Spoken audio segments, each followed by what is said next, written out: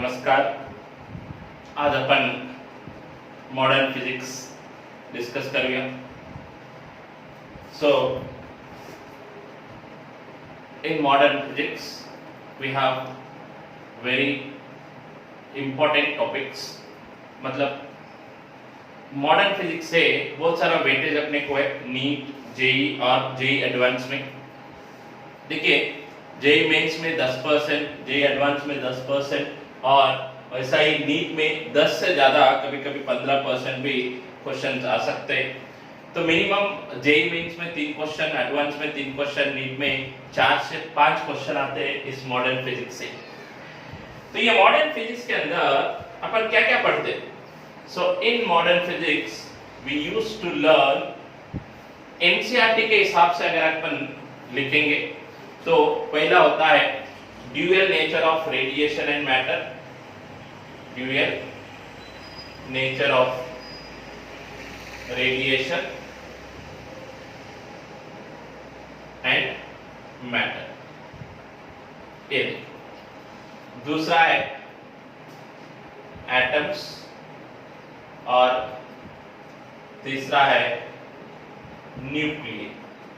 तो देखिए ये एनसीईआरटी के हिसाब से जो चैप्टर्स है मॉडर्न फिजिक्स में dual nature of radiation and matter, atoms और न्यूक्लियर. लेकिन अगर अपन टॉपिक्स लिए तो टॉपिक्स ऐसे basic important topics photo electric effect,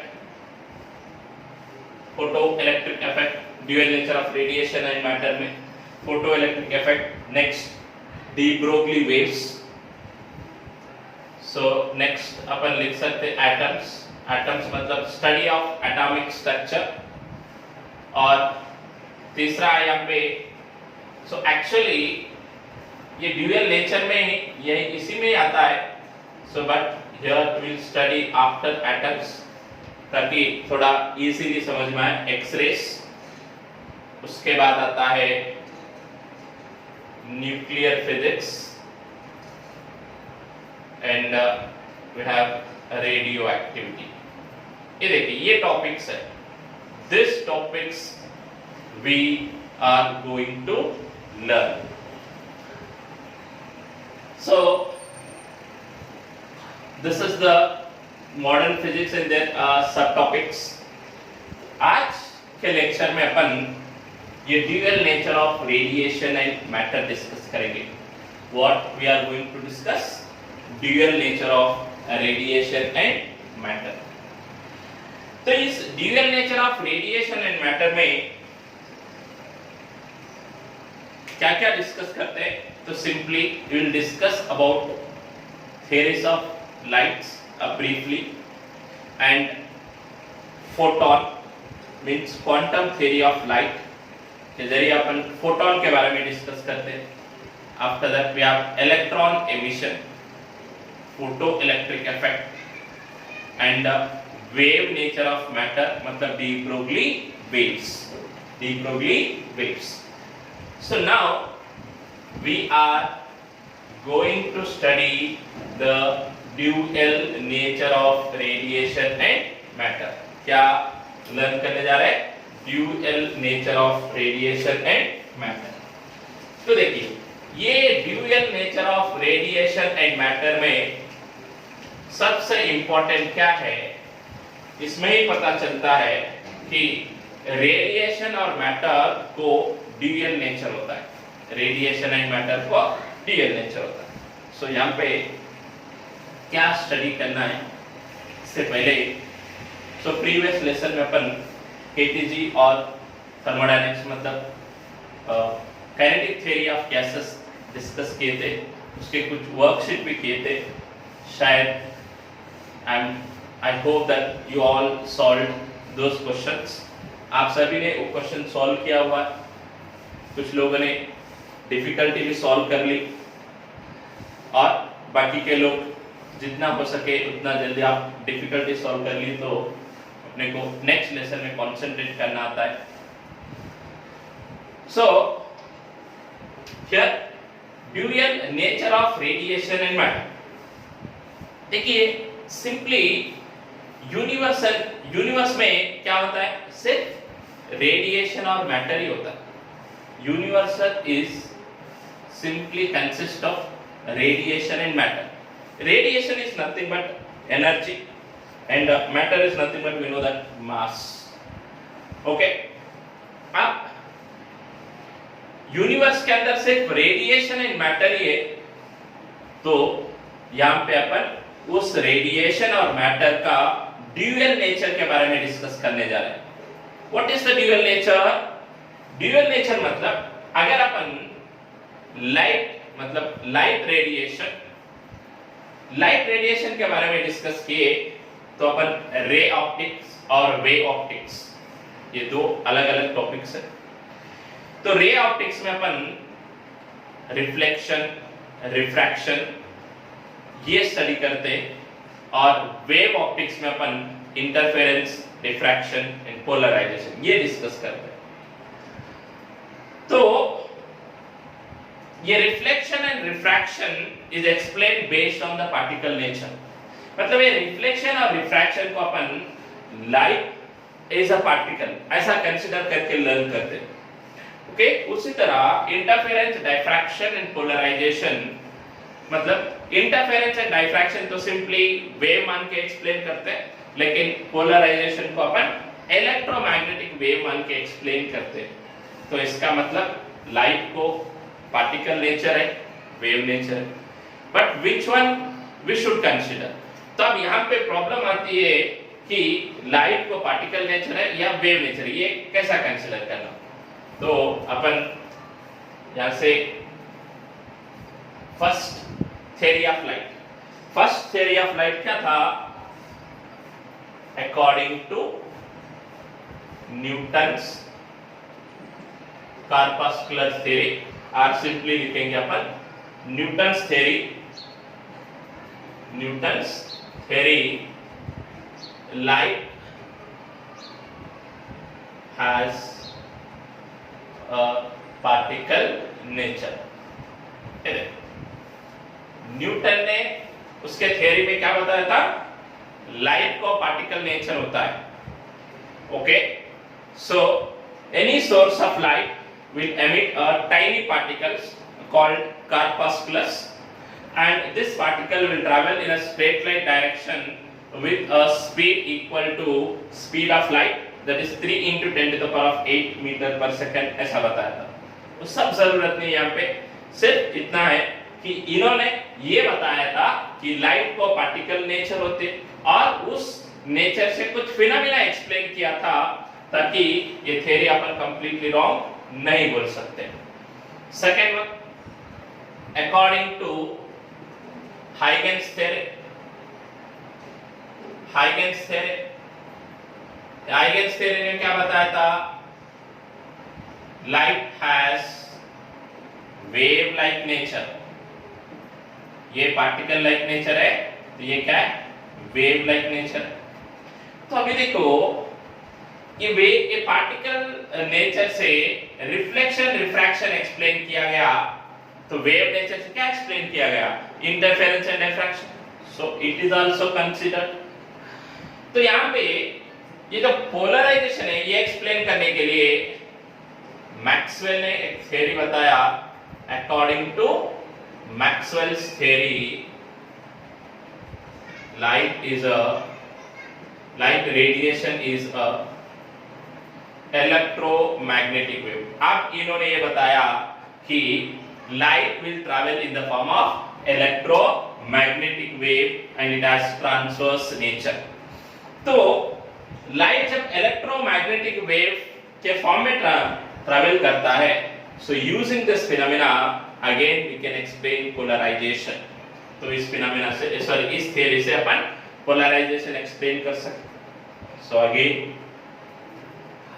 there is a, यहाँ पे देखो कंफ्यूजन क्रिएट हो रहा है। पार्टिकल है या वेव है? तो पार्टिकल है तो इंटरफेरेंस, डिफ्रैक्शन एक्सप्लेन नहीं कर सकते। वेव है तो रिफ्लेक्शन, रिफ्रैक्शन और बाकी के एक्सप्लेन नहीं कर सकते।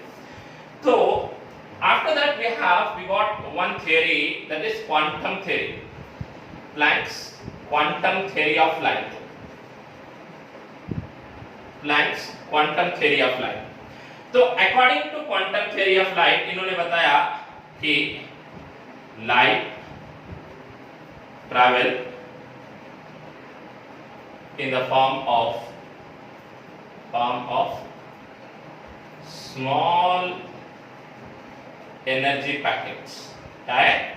Small energy packets called photons, or we can say quanta. क्या है? क्वांटा। सो अब और एक थ्योरी आया, तो इस थ्योरी से, क्वांटम थ्योरी ऑफ लाइट से इन्होंने ये बताया, मैक्स प्लैंक ने ये बताया कि लाइट ट्रैवल करती है कि छोटे छोटे एनर्जी पैकेट्स में, और वो एनर्जी पैकेट्स में, एनर्जी पैकेट्स को अपन क्वांटा कहते हैं या फोटॉन्स कहते हैं। सो अभी देखिए इतने सारे थ्योरीज है, इतने सारे अजम्पशंस है, तो कौन सा सही है? तब ये सही है या नहीं है ये बताने के लिए तो इस थ्योरी से अपन फोटो इलेक्ट्रिक इफेक्ट को एक्सप्लेन कर सकते हैं, ताकि इस लेसन का बहुत इंपॉर्टेंट पार्ट है। तो क्वांटम थ्योरी ऑफ लाइट से we can explain this photo electric effect, तो ये भी सही है। तो देयर इज अ कंफ्यूजन। अब ये कंफ्यूजन होगा है कि वो कंसीडर करना या ये कंसीडर करना। इसके बाद अभी और एक साइंटिस्ट आया, वो साइंटिस्ट है लुइस डी ब्रोगली। इन्होंने सारा कंफ्यूजन क्लियर कर दिया। Louis de Broglie suggested that light radiation has both particle and wave nature। अब इन्होंने ये बताया कि लाइट को पार्टिकल नेचर होती है और वेव नेचर भी होती है। सो फाइनली ये सारे थ्योरीज से उन्होंने ये कंक्लूड किया कि लाइट को पार्टिकल नेचर होती है, उसी तरह वेव नेचर भी होती है। तो उन्होंने इसे कैसा एक्सप्लेन किया? क्योंकि अपन जब या किसी साइंटिस्ट ने कुछ थ्योरी एक्सप्लेन करते हैं तो उसका प्रूफ बताना पड़ता है। तो उसका प्रूफ बताने के लिए he has explain about photon. उन्होंने फोटोन के बारे में एक्सप्लेन किया। तो जब फोटोन के बारे में एक्सप्लेन किया तो ये तय होगा कि light has both particle and wave nature. तो अभी देखिए यूनिवर्स ऑलवेज लव्स सिमेट्री, मतलब यूनिवर्स हमेशा सिमेट्री चाहता है। अगर यूनिवर्स हमेशा सिमेट्री को चाहता है तो यहां से ये प्रूव हो गया कि लाइट को ड्यूअल नेचर है तो मैटर को भी ड्यूअल नेचर होना, क्योंकि यूनिवर्स में रेडिएशन और मैटर ही है। अगर रेडिएशन को ड्यूअल नेचर है तो मैटर को भी ड्यूअल नेचर होगा। So this is the de Broglie's hypothesis. तो देखिए अब now will discuss about photon, ताकि ये ड्यूअल नेचर थोड़ा सा क्लियरली समझ में आए। ये अभी according to quantum theory of light, photon मतलब क्या है? Photon is a small energy packet.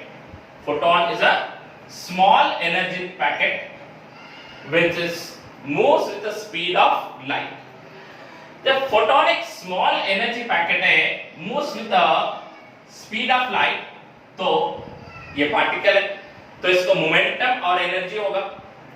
तो ये डी ब्रोगली ने ये बताया कि ये फोटोन जो है इसका मोमेंटम है p is equal to h by lambda, और एनर्जी जो है वो ऐसा बताया कि h nu, and we can write it as h nu by hc by. तो देखिए एनर्जी और मोमेंटम ये पार्टिकल के प्रॉपर्टीज है। एनर्जी और momentum, these are the properties of particle, but this is the lambda। ये लैम्डा क्या है? वेवलेंथ है। अगर लैम्डा वेवलेंथ है तो wavelength is a property of wave. तो सिंपली अगर एक फोटोन ट्रैवल कर रहा है, लाइट ट्रैवल कर रहा है इन द फॉर्म ऑफ फोटोन, तो ये क्या होता है, this is the wavelength. And now अगर इस वेवलेंथ को ऐसा लिखते p = h/λ लिखते हैं तो वो इसका मोमेंटम होता है। So from this, so he is used to explain a photon, that is light has dual nature। एक पार्टिकल ऐसा जा रहा है, so it is traveling in the form of wave, तो यहाँ पे p क्या है, मोमेंटम है, h is Planck's constant, lambda is wavelength, e is energy, nu is frequency, c is speed of light। तो यहाँ पे h is a Planck constant है, तो प्लैंक कांस्टेंट का वैल्यू कितना था, 6.625 into 10⁻⁻34 joule second, 6.625 into 10⁻⁻34 joule second. So generally joule मतलब बड़ा यूनिट होता है, लेकिन यहाँ पे एनर्जी कम होती है, इसलिए छोटा यूनिट लेते हैं अपन। इसका एनर्जी का छोटा यूनिट लेते हैं, तो एनर्जी का छोटा यूनिट होता है इलेक्ट्रॉन वोल्ट। तो अब h इज इक्वल टू कितना होगा, 4.14 into 10⁻⁻15 इलेक्ट्रॉन वोल्ट होता है। What is electron volt? Electron volt मतलब ये यूनिट ऑफ एनर्जी है, a small unit of energy. और यहाँ पे 1 इलेक्ट्रॉन वोल्ट मतलब कितना होता है, 1.602, लेकिन अपन सिंपली 1.6 लिखेंगे, 1.6 into 10⁻⁹ जूल से इक्वल होता है। मतलब energy of 1 electron volt is equal to 1.6 into 10⁻⁻19 joules. ये रिलेशन कहां से आता है? ये relation energy is equal to QV से आता है। ये रिलेशन अपने इलेक्ट्रोस्टैटिक्स में आएगा। Okay, if a charged particle is accelerated through a potential V, then its energy is equal to QV। इस रिलेशन से आता है। ओके, अभी यहाँ पे देखिए, ये मोमेंटम है, ये एनर्जी है, तो ये क्या है, स्पीड ऑफ लाइट है। A speed of light of a photon in free space, free space कितना होता है, 3 into 10⁸ मीटर पर सेकेंड। मतलब हमेशा ये फोटोन फ्री स्पेस में 3 into 10⁸ मीटर पर सेकेंड स्पीड से मूव होता है। And rest mass of photon is 0। Rest mass of photon is 0 and the frequency, it is a uncharged particle, और we can say electrically neutral. ये क्या है, electrically neutral है, so that it does not deflected by electric and magnetic field. ये जो photon है ये electrically neutral है, इसलिए वो इलेक्ट्रिक फील्ड या मैग्नेटिक फील्ड से कभी डिफ्लेक्ट नहीं होता है। तो यहाँ पे E is equal to h nu है या hc/λ है, और E is equal to mc² होता है, तो तब the mass of photon is h/c⁻। कितना, h/c⁻। अगर फोटोन को मास है तो वो सिर्फ उसकी एनर्जी की वजह से है, तो ये रेस्ट मास 0 है, लेकिन जब वो मूव हो रहा है तो उसका mass equivalent mass is equal to कितना होता है, h/c⁻। यहाँ पे अगर हम डिस्कस किए, ये eV मतलब चार्ज आता है, चार्ज इज कंजर्व, बट ये नंबर ऑफ फोटॉन्स जो होते हैं, the number of photons need not to be conserved. So यहाँ पे कंजर्वेशन का कोई बात नहीं आता है। Number of photons need not to be conserved. ये कंजर्व होने का जरूरत नहीं है। मतलब कभी ये फोटोन किसी सरफेस के ऊपर इंसिडेंट हुए तो पूरा एनर्जी सरफेस को दे देते, डिसअपियर हो जाते। तो कभी कभी नया फोटोन एमिट हो सकता है. So the number of photons need not to be conserved. तो यहाँ पे frequency of photon is always constant. Frequency of photon is always constant. मतलब जब फोटोन एक मीडियम से दूसरे मीडियम को जाता है, कांस्टेंट इन एनी मीडियम, तो उसका फ्रीक्वेंसी चेंज नहीं होता है, लेकिन उसका स्पीड और वेवलेंथ चेंज होता है. Speed and wavelength of a particle changes from medium to medium. इसलिए यहाँ पे E = h nu लिखे, तो जब nu is constant for all the medium, so उसका एनर्जी भी कांस्टेंट होता है. Energy of each photon is again constant in any medium. So here these are the some properties of photon. ये देखिए, ये कुछ properties of photon. So ये properties of photon से आप होना है तो नोट कर सकते हैं. इसके बाद अपन जब लिखे E = h nu और hc/λ, तो अपन ये कैलकुलेट करेंगे कि एक फोटोन का एनर्जी कितना होता है, एनर्जी ऑफ ईच फोटोन. सो क्या करना था, एनर्जी ऑफ ईच फोटोन को कैलकुलेट करना था. तो एनर्जी ऑफ ईच फोटोन कितना है, E = hc/λ. h क्या है, प्लैंक्स कांस्टेंट है, 6.625 या कभी कभी 6.63 भी ले सकते हैं, into 10⁻⁻34. और c क्या है, स्पीड ऑफ लाइट 3 into 10⁸ λ. ये क्या आता है, एनर्जी किसमें होता है, जूल्स, क्योंकि ये एसआई यूनिट्स में लिए. देखिए ये 10⁸ है, ये 10⁻⁻34 है, तो अप्रोक्सीमेटली कितना आएगा, 10⁻⁻26 जूल्स. मतलब इन द ऑर्डर ऑफ 10⁻⁻26, बहुत कम है, एनर्जी इज वेरी लेस. तो इसीलिए क्या करते हैं, तो इस एनर्जी को अपन छोटे यूनिट में लिखते हैं, स्मॉल यूनिट में, मतलब इलेक्ट्रॉन वोल्ट में लिखेंगे.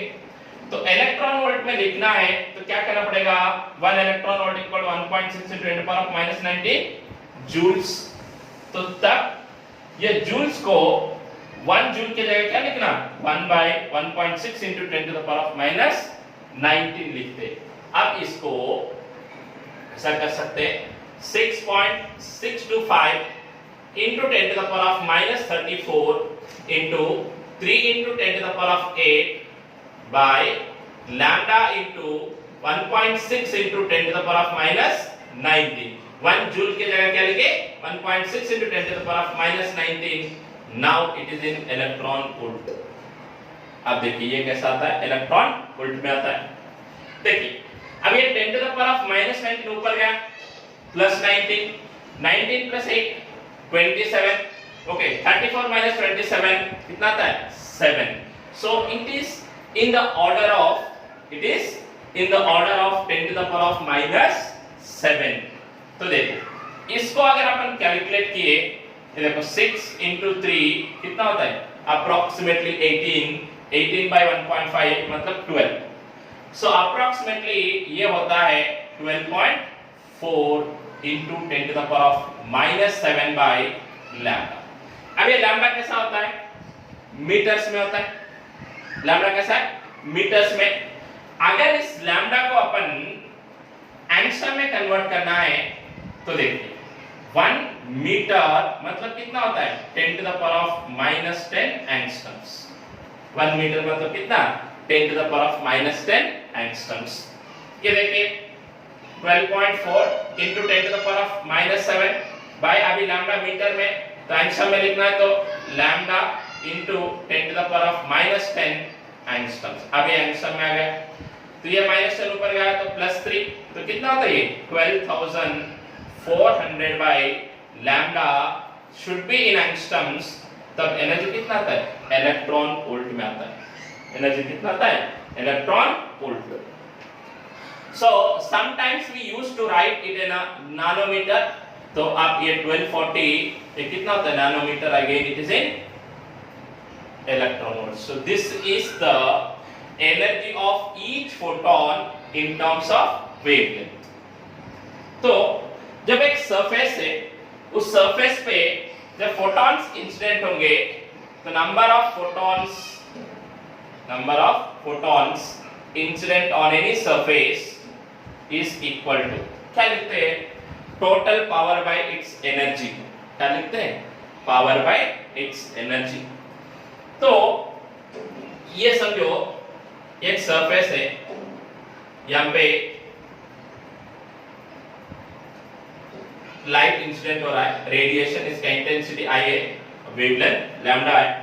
तो नंबर ऑफ फोटॉन्स इंसिडेंट, ये नंबर ऑफ फोटॉन्स इंसिडेंट कैसे कैलकुलेट करेंगे, इस सरफेस पे पूरा एनर्जी कितना इंसिडेंट हो रहा है, total energy incident by energy of each photon. So total energy मतलब क्या होता है, I into A, energy of each photon मतलब कितना होता है, hc by लैम्डा, तो ये होगा IA lambda by hc। So this is the number of photons incident per second. Number of photons incident per second on any surface will gives us IA lambda by hc। ये I जो होता है वो intensity of light beam है, A is area of the light beam, तो hc by lambda क्या होता है, energy of each photon। So this is the introduction and the photon। क्योंकि ये फोटोन के बारे में जानना बहुत इंपॉर्टेंट है कि always we used to say when a photon is incident on the metal surface the electron will emitted। तो ये फोटोन इंसिडेंट हुआ तो इलेक्ट्रॉन क्यों आता है, अगर फोटोन इंसिडेंट हुआ तो इलेक्ट्रॉन को कितना एनर्जी मिलती है, so this all we should know. तो इसीलिए ये फोटोन के बारे में अपन डिस्कस किए। Thank you. और ये जो लेक्चर है ये आप सबको बहुत इंपॉर्टेंट है, आप सबको ये लेक्चर क्लियरली समझना चाहिए ताकि कल के लेक्चर मतलब इलेक्ट्रॉन एमिशन और फोटो इलेक्ट्रिक एमिशन क्लियरली आपको समझ में आएगा। I hope you all understand. अगर आपको कुछ भी डाउट है तो आप क्लियरली मतलब without any hesitation you can ask. So ये बहुत जरूरी है कि आपको हर एक लेक्चर का क्लियर कट सॉल्यूशन मतलब आपको समझ में आना चाहिए ताकि नेक्स्ट लेसन आपको बहुत इजी आसान हो जाएगा। Thank you.